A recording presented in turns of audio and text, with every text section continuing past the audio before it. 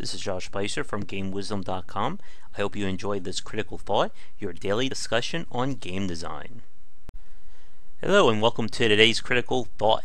Before we begin, thank you to 785 subscribers here on YouTube. Hope you're enjoying the content, and if you're just discovering things for the first time, be sure to subscribe to the channel. It helps out a lot. We are very close to hitting 800 subscribers and hitting a record of 100 subscribers in 2 weeks. I'm very excited about that, and I have another Let's Play vote just about ready for you fine folks when we hit it.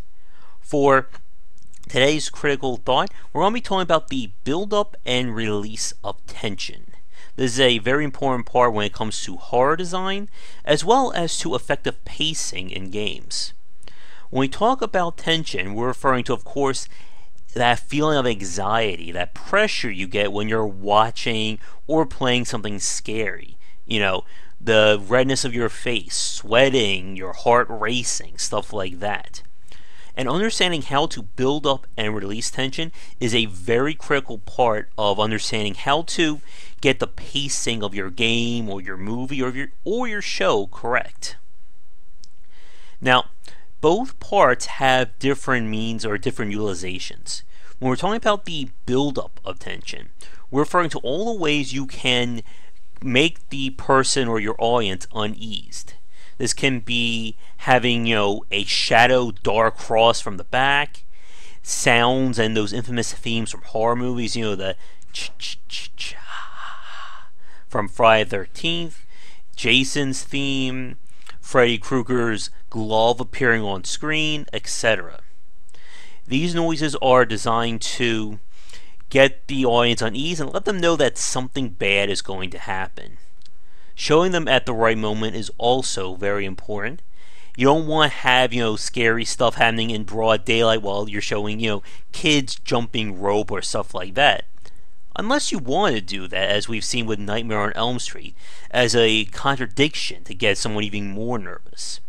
But typically, when a horror movie starts, you won't really see anything that raises the tension. These setup, the kids arriving at the camp, people going to school, stuff like that. When it's time for the release of tension, this is when, obviously, something happens. Jason chops someone in half. Freddy Krueger kills someone. Mike Myers, does that. Psycho, etc. The release is when people get scared. It's when you jump out of your seat. It's when you clench your chest like you're about to have a heart attack. And you need to have this release of tension.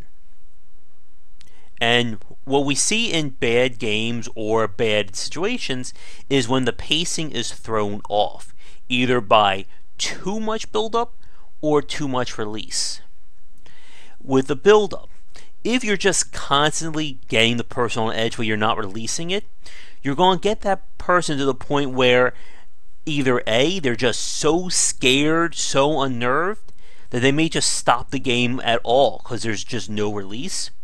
Or the person will start to calm down to the point when they realize that there is no release of tension, and then it will become impossible to release the tension later on because they already know what to expect. They know all your tricks. So without that release, they're just going to be like, I've seen this all. There's the window crashing. There's the lightning. There's, that weird haunting noise, but nothing's happening, so why should I be scared?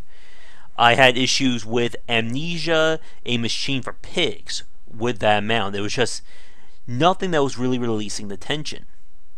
On the flip side, if you're just constantly releasing tension, whether it's by just constantly assaulting the player with monsters, 20 minutes of fighting zombies or necromorphs or whatever, then what happens is there's just no way for you to build the tension.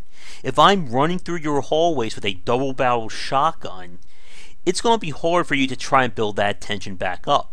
Doom, for instance, is an amazing action game, but it's a horrible horror experience. It's hard to be scared when I have a super shotgun listening to heavy metal ripping apart monsters with my bare hands. But again, Doom was not designed to be horror, and we're of course referring to Doom 2016. When it comes to this kind of build up and release, Fatal Frame 3 up there was a really good example of this. The game delivered in terms of building up by sort of calming the player down by having your safe area in between the chapters. You can move around your leisure, save your game, and nothing bad will happen to you.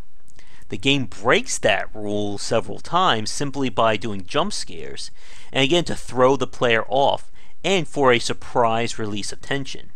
You can really only do surprises a few times in a game before the audience will get used to it.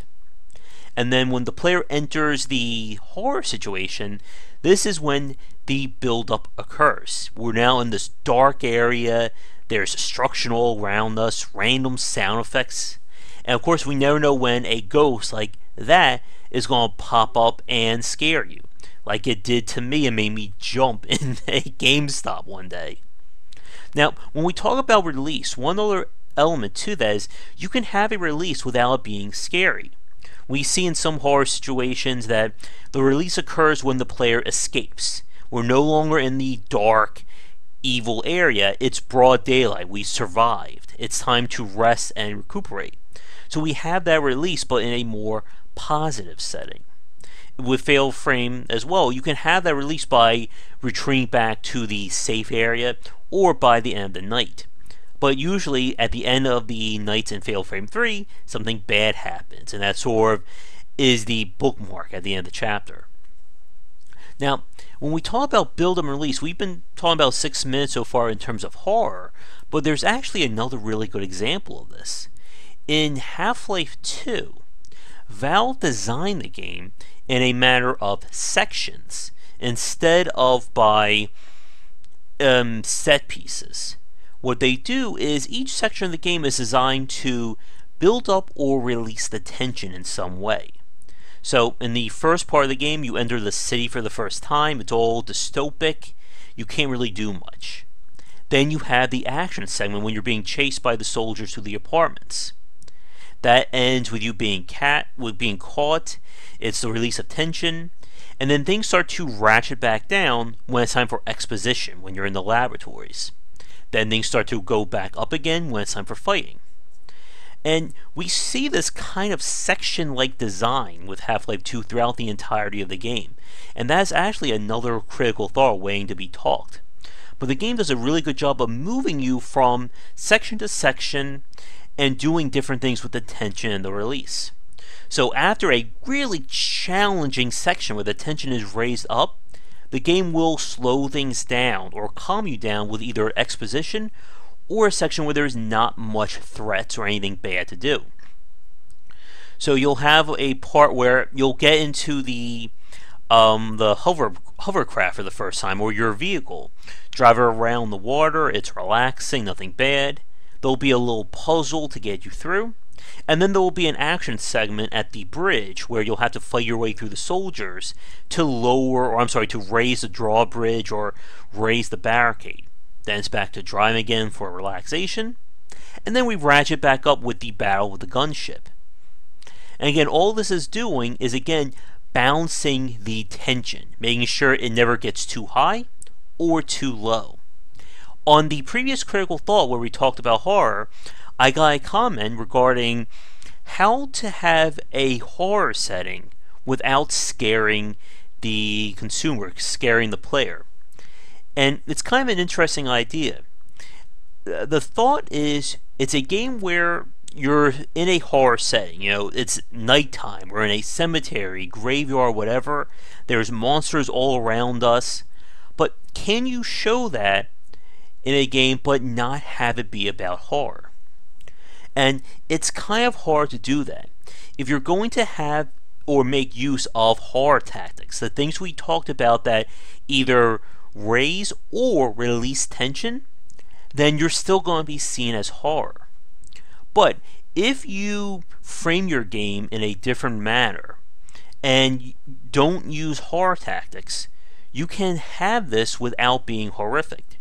For instance, let's say instead of having a section where a monster will jump out of the wall next to the player and scare them, thereby releasing the tension, instead, let's make this a cutscene.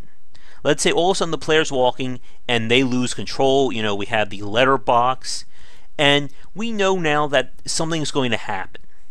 While it will still be a little scary, we're still cluing the player into the fact that they shouldn't be scared. We're laying them in on the joke, or on the jump scare, in a manner of speaking.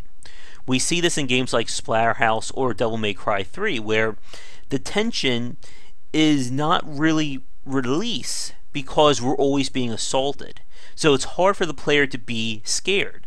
If I'm running around punching things, using a shotgun and a chainsaw, I'm not going to be scared. You can't really raise that tension up.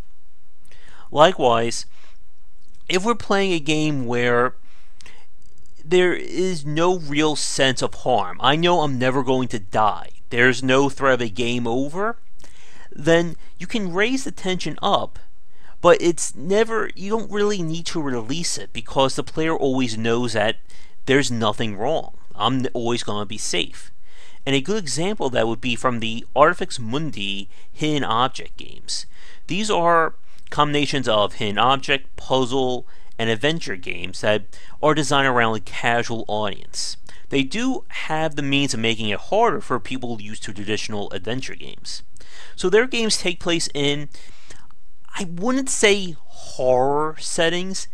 Unnerved could be an example, like a town where there's evil, but again, this is not Evil Dead or Children of the Corn or anything like that.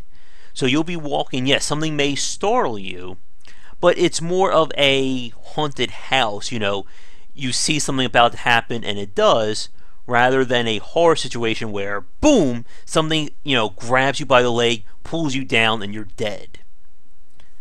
But we're going to wrap up the critical thought here. Again, you need to understand the build-up and the release for any kind of effective pacing. And again, this can be in horror games, action games, anything where you're trying to pull the player into the world. And even with action games, actually, and this is probably another critical thought right here, it's important to have effective pacing. 20 minutes of hardcore action is great, but you want to follow up with something to break up the routine. Again, the player's doing nothing but fighting the same enemies for an hour at a time, they're going to get bored.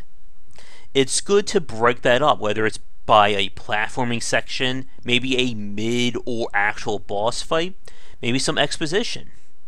Again, understanding how to calm the player down or bring them back up is a very important tool for a designer, writer, filmmaker, you name it.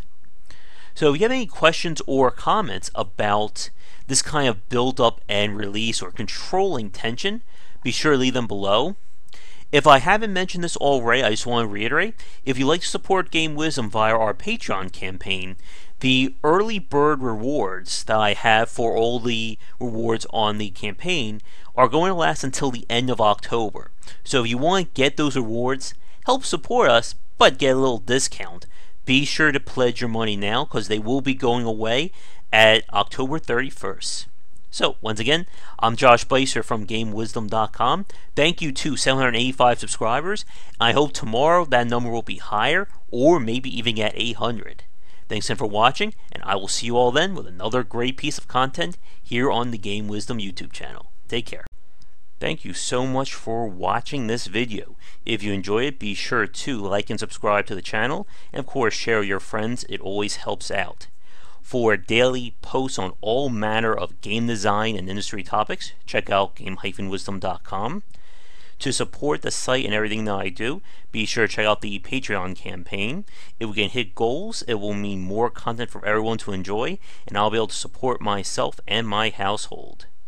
If you want to follow me, you can find me on Twitter at GWBycer for updates throughout the day and random thoughts from me. And lastly, you can find me on Twitch right over there at GWBycer for daily streams most nights around 10 Eastern. Thanks again for watching the video, and be sure to check out more great content coming to the Game Wisdom channel real soon.